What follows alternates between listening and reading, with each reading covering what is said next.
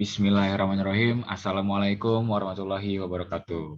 Pada kesempatan kali ini, di sini saya akan menjelaskan tentang proses pengolahan gas sebagai salah satu tugas yang telah diberikan oleh Bu Woro dari matkul proses pengolahan gas sendiri.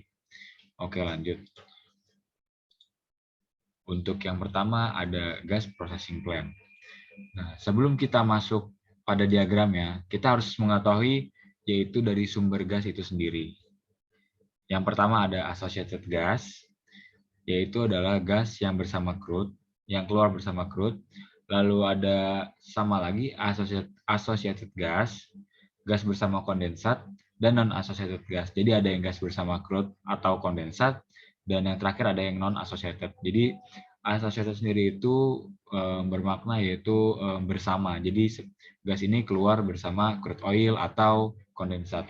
Nah, untuk pada diagram pertama ini, yang sebelah kiri, kita tahu di sini ada crude oil, ada air, dan gas. Nah, ini akan dipompa. Setelah dipompa, maka ini akan ada water disposal atau pengurangan kandungan air, lalu akan masuk ke stock tank. Nah, ketika sudah masuk ke stock tank, maka akan masuk ke kompresor dan masuk menjadi dan berkunjung ke gathering system. Lalu akan masuk ke impurities. Nah, perlu diketahui semua gas, baik itu associated atau non-associated, akan memasuki tahap impurities karena merupakan salah satu tahap penting. Karena impurities sendiri itu merupakan salah satu proses penghilangan kadar-kadar yang tidak diinginkan. Nah, yang di tengah ini hanya ada gas saja, atau non-associated gas, tidak ada kondensat, tidak ada crude oil. Nah, semisal hanya gas saja, maka akan berlanjut ke dehidrator, unit dehidrator menggunakan glikol. Nah, dehidrator di sini berfungsi untuk menghilangkan kadar air karena pada setiap gas itu memiliki syarat atau spesifikasi khusus agar gas itu tidak mengandung air terlalu banyak karena bisa menyebabkan korosi dan lain sebagainya. Setelah dari proses dehidrasi, maka akan masuk ke gathering system. Sama juga sama yang di sebelah kanan, kondensat menjadi associated gas, masuk ke unit yang bernama LTX. Setelah itu lanjut ke gathering system. Nah, setelah di gathering system, maka akan lanjut ke impurities. Setelah impurities ini akan ada proses-proses pengolahan. Setelah masuk proses pengolahan, maka gas tersebut akan dikompres. Kompresor station akan dikompres. Setelah dikompres, dan biasanya setelah gas itu dikompres, maka akan berubah menjadi liquid, lalu akan menjadi solid desikan. Nah, solid desikan sendiri ini dan unit dehidrator di sini sendiri merupakan unit terakhir untuk menjaga kualitas gas tersebut sebaik mungkin sebelum didistribusikan.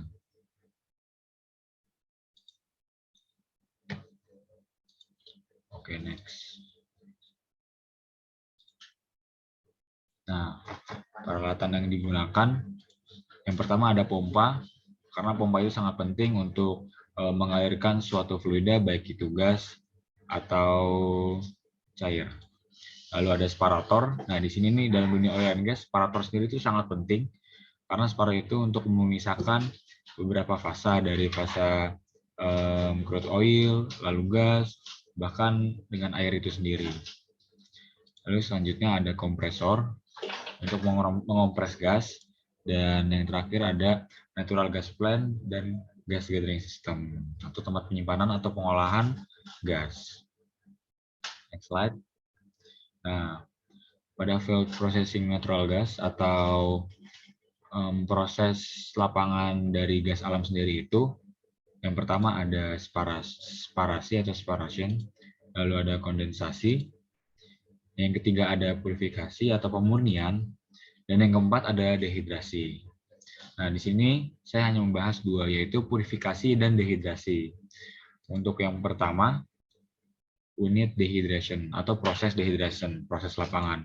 Nah, tujuannya sendiri itu untuk mengurangi kandungan air dalam gas bumi sehingga kandungan air berbentuk uap untuk mencegah terbentuknya hidrat. Nah, hidrat itu seperti apa? Hidrat itu seperti kristal es, tetapi bukan es. Nah, dapat menyebabkan kebuntuan pada pipa. Selain menyebabkan hidrat, gas juga memiliki syarat kandungan air, seperti yang saya bilang di awal. Nah, yang pertama itu ada 3 patokan. Yang pertama ada dari Southern Europe dan Afrika Barat. Kandungan air itu kurang lebih 7 pound per mm scuff. Lalu ada Amerika Utara atau Kanada dan Asia Utara itu kurang lebih ada 2 pound per mm scuff. Lalu jika gas tersebut menjadi feed LNG, maka kandungan airnya harus kurang dari sama dengan 0,05 pound per mm scuff. Oke, pembentukan hidrat dan pencegahannya. Yang pertama, hidrat itu molekul air yang terbentuk mempunyai rongga seperti sarang yang dapat diisi oleh molekul senyawa lain atau senyawa tamu. Nah, lalu membentuk senyawa hidrat. Senyawa tamu yaitu hidrokarbon ringan, CO2, dan H2S. Lalu besaran lubang sarang harus cocok dengan besaran molekul tamu. Jadi semisal lubang sarang itu tidak pas dengan molekul tamu, maka tidak akan membentuk senyawa hidrat. Nah, cara pencegahannya. Di sini terdapat 3 cara. Yang pertama adalah melakukan proses pengeringan pada gas untuk mengurangi kandungan air pada natural gas. Nah, proses pengeringan tersebut yang disebut dengan proses dehidrasi atau dehydration process. Lalu selanjutnya ada melakukan purging menggunakan gas inert secara berkala untuk mencegah terjadinya penyumbatan pada saluran pipa. Lalu yang ketiga ada mengatur tekanan dan suhu tertentu. Karena pada dasarnya hidrat ini akan terbentuk jika pada tekanan atau suhu tertentu. Nah, maka dari itu kita sebagai operator bisa mengatur suhu dan tekanan tersebut pada sebuah penghilangan. Nah, berikut gas dehydration proses atau proses dehidrasi. Nah, di sini ada alat dehidrator.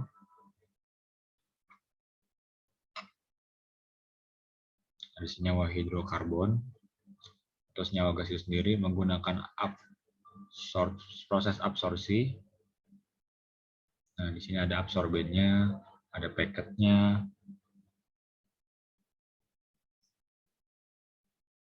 Nah, kenapa berlawanan arah? Karena jika berlawanan arah ini akan membentuk atau menghasilkan absorben atau hasil yang sangat maksimal dengan aliran counter-current ini.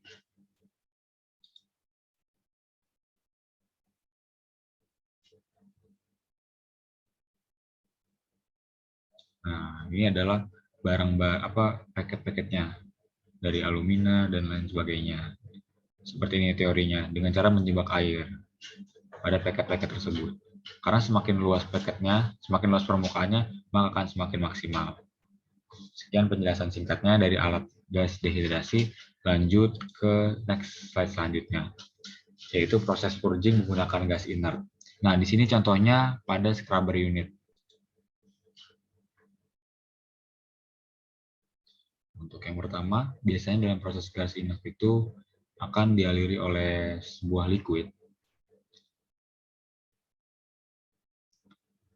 Lalu setelah dialiri oleh liquid ini, maka gas tersebut akan masuk, dan gas inert itu biasanya adalah nitrogen. Fungsi dari gas inert sendiri ini untuk mencegah terjadinya hidrat, terjadinya korosivitas, dan lain sebagainya. Seperti ini mekanismenya.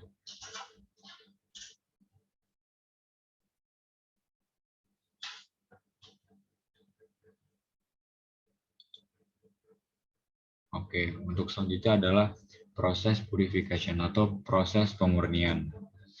Nah, salah satu prosesnya yaitu adalah Hg removal atau penghilangan kandungan merkuri. Nah, bertujuan untuk menghindari atau mencegah terjadinya korosi pada peralatan pendingin gas yang terbuat dari aluminium alloy, yaitu main heat exchanger dan cold box exchanger.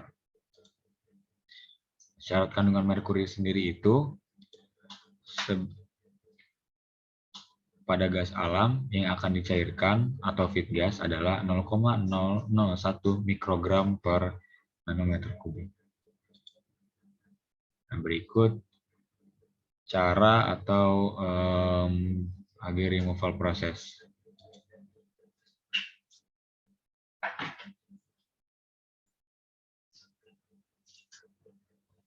Sini ada merkuri, ini feed gasnya. Ini masalah-masalahnya.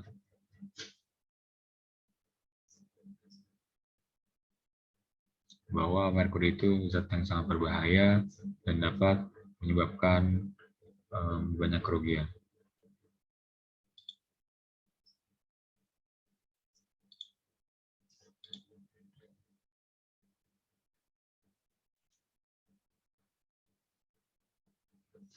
Oke, ini yang pertama. Wet gas atau with mercury, atau gas basah dengan merkuri. Nah, di sini ada merkurinya, terus ini ada dry gas with mercury. Nah, liquid HG with condensate. Nah, yang terakhir adalah gas yang sudah bersih. Nah, bisa kita lihat safe collection of mercury. Jadi, yang mercury with condensate akan dikumpulkan liquidnya. Karena masih bisa diolah lagi dibanding yang masih awal tersebut.